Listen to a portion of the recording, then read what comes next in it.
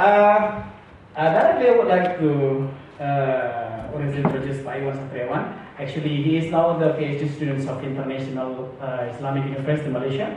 The field is constitutional law in Ahmad Ibrahim College of Laws. We're just waiting for 2 or 3 months. Yeah, he will be the PhD.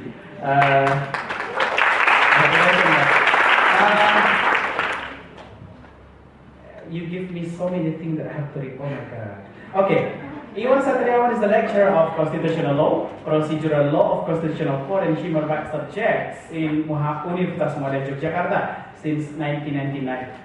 You already old.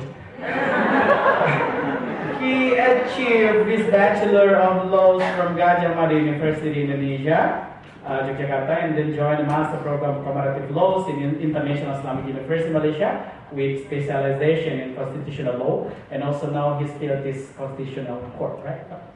And then at present, he is joining for doctoral program of constitutional law in Ahmad Ibrahim College of Laws, International Islamic University, Malaysia. In addition, Satriawan joined, I have to say Pak Satriawan, okay. Not only Satriawan. Okay, but this is my chance to say Satriawan only. Satriawan joined human rights course in Strasbourg, French, July 2000, comparative studies, and presented various international conferences such as International Conference on Harmonization of Sharia and Civil Law in Kuala Lumpur, the British International Seminar on Access to Justice in the Lawyers Community in London, UK, International Conference on Sustainable Development in Kuala Lumpur, 2006 International Conference on Multi-Sector Issues in Yogyakarta, and International Conference Justice in Asia in Japan. He speaks, of course, English and Indonesia, Padang in Java. He can contact it by, okay, do not need but this one actually secret, yeah? You may contact, because he is a lawyer actually, and you know the law firm of him is very big in the city of Yogyakarta. You may contact me first, we may share the money, right? Okay. Besides as a founder and partner of said law firm, this partner is also managing partner of said law firm with specialization in constitutional law.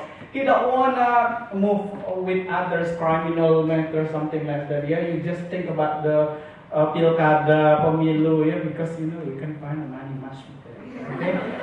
He has advocacy experience since 1997 as a lawyer assistant in Jeremy Islamic and Denny Iwan law firm in Yogyakarta with Professor Denny Brayana. So they created together laws. Satriawan is a jury for constitutional debate competition and debate award held by the Constitutional Court in Republic of Indonesia since 2009 until now. It is also got so much money actually. During 1997 to 2008, he handled various legal cases ranging from civil, criminal, and human rights. And since 2009, Satriawan started to focus on handling constitutional cases and human rights cases. He conducted training for members of Regional House of Representatives in Damasraya Regency, West Sumatra, Papua Province, Kelantan Regency, and official of Daerah Istimewa Yogyakarta. He is also the legal drafter for proposed regional regulation of Regional House of Representatives Yogyakarta. Please welcome Bapak Iwan Satriawan.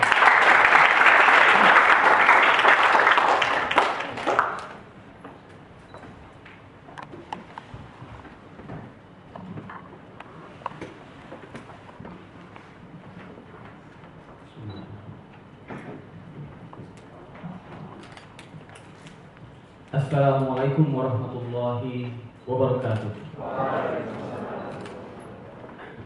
Alhamdulillah rabbil alamin, wassalatu wassalamu ala asyrafil anbiya'i wal mursalin wa ala alihi wa sahbihi ajmain. Ashhadu an la ilaha illallah wahdahu la syarika lah wa ashhadu anna Muhammadan abduhu wa rasuluh la nabiyya ba'da, amma ba'd. Thank you very much, Mr. Chairman, Bapak Jordan Munawan, for describing a very long of my CV. It's too long for describing my CV, but I know that he described my CV very long to make sure the audience that I'm a proper person to give the keynote speech today. So, yeah, thank you very much for doing that. Honorable Rector, Universitas Muhammadiyah Yogyakarta, represented by Bapak Tony Kahayadi, as the head of International Affairs Office, Universitas Muhammadiyah Yogyakarta. Honorable Dean, Faculty of Law, Universitas Muhammadiyah Yogyakarta, Dr. Krishna Raharjo.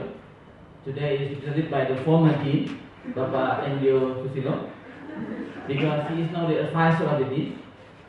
And Honorable Director of International Program for Law and Sharia, Faculty of Law, Universitas Muhammadiyah Yogyakarta, Bapak Jordan Gunawan. I know he has done his very tough effort to prepare this conference, to lead students, to guide students, to prepare, to give a best service for the audience today. And then respected lecturers, Pak Enrio, Dr. Nur Islami, and Bapak Sunarno. And last, the respected speaker from Ahmad Ibrahim Kuliah of Laws, International Islamic University Malaysia, from Universitas Islam Indonesia, from International Program for Law and Sharia, from International Program for International Relations from FISIPOL, from International Government Studies from FISIPOL as well. Economy? There is no from economy? No. And the last one is from ISIP Gontor Darussalam, Jawa Timur. It is a great honor for us, for me, today to stand in front of you to welcome you all. Distinguished guests, ladies and gentlemen, first of all, I would like to express my gratitude to be here in front of all of you. It is indeed a great honor to be here to give a keynote speech in this International Student Conference. Usually we have international conference for lecturers, but today I'm very glad to see this conference because this is the conference for students. So not only the lecturer that may perform to be presenter in international conference, but also the student may do so. Ladies and gentlemen, the theme of the conference today is a very interesting and challenging. Some may say it is a sexy theme to be discussed.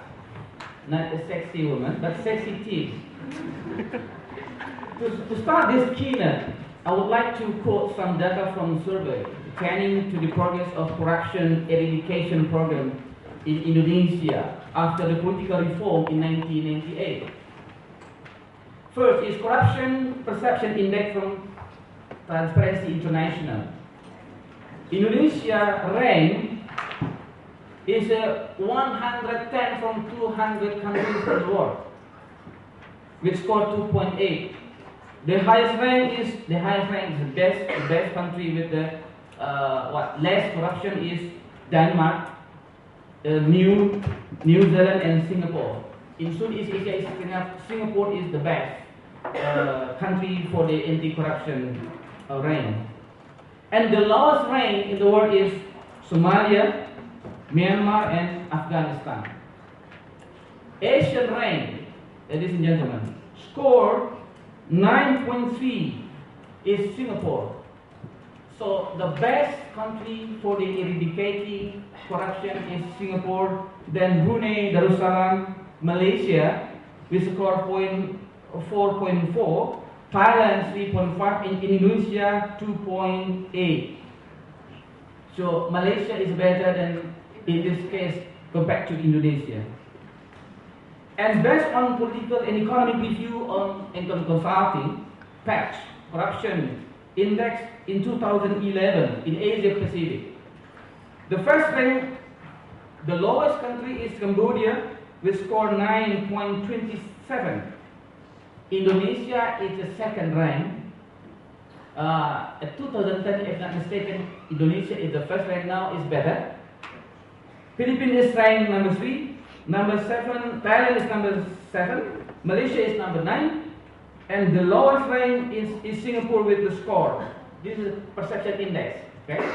So lower is better. The Indonesia rank is decreasing, but the score is increasing.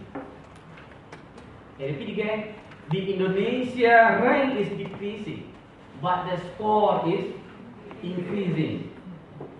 You may discuss later on. Don't worry. In another survey conducted by the Barometer Korupsi Indonesia Transparency International in 2009, there is a rank of the which institutional organ in Indonesia that has problem with the corruption. The first rank is the parliament. The point is 4.4. And then judiciary, institusi peradilan, and then public officers, pegawai publik, yeah. And then politik party, partai politik, business sector, and last is media. Ladies and gentlemen, in my opinion, this data is interesting to be analyzed by speakers in this conference. Data tell us the fact that human beings are threatened by the practice of corruption in everywhere with various models and strategy. The existence of KPK, okay, Indonesian Corruption Watch, and other movements of anti-corruption might create a smarter corruptors. I repeat again, the existence of the KPK, Indonesian Corruption Watch, or what you have declared today by students, anti-corruption declaration, might create a smarter corruptors. Okay? Because you force him to be smarter. You force them to be smarter. As entitled in one popular movie in Hong Kong, you know, I corrupt all the cops. You know this movie? I have to promote this movie too. Alright, the corruptor may do everything to survive. Mereka juga berjamaah. Yeah, they do everything in a group, not a person by person, but they have also club. Okay, they have also pengajian. Yeah. The corruptor may do everything to survive, even corrupt all legal efforts, politicians, and also media. So media may be trapped into the playing of the corruptor. What we call is the corruptors fight back. Does it happen in our country? In our country means Indonesia. In our country means Malaysia. Or in our country means Gontor Darussalam. This is another country. It can be yes, it can be no, right? It can be yes, it can be no. Ladies and gentlemen, allow me to quote my close friend Denny Indrayana, the Vice Minister of Law and Human Rights. In his book, Indonesia Optimist, he argued that more democratic country is less corruption. He further argued in his article that even there are bad story of agenda of anti-corruption in Indonesia until today, there are still good news. There's bad news, but there are still good news because he is the advisor of the president. He has to say that, right? He points out that some reason why Indonesia has to be optimistic in combating corruption. First, after political reform, Indonesia is more democratic country. I think yes, right? Compared to Malaysia, Indonesia is more democratic. But Malaysia is richer than Indonesia. That's the problem. We need money or we need democracy. The second is, Indonesia now is having better regulation to fight against corruption. Indonesia has Anti-Corruption Act, Special Court for the Corruption, Money Laundering Act. So you have to be careful. We have now Money Laundering Act. Be careful with your bank deposit. Be careful if anyone can send you money and you are part of the Money Laundering Act.